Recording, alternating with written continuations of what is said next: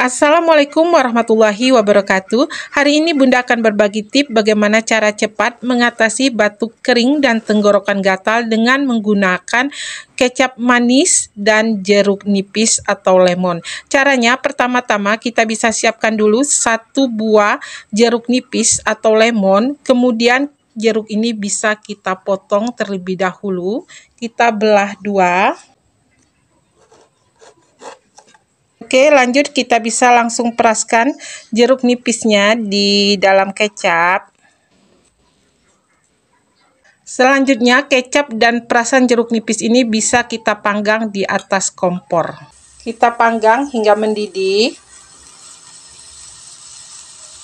Selanjutnya, setelah mendidih, kita bisa matikan apinya, kemudian kita tunggu hingga hangat. Setelah hangat, kita bisa minum untuk mengatasi batuk kering dan tenggorokan gatal. Sampai disinilah video hari ini dari Bunda, semoga bermanfaat.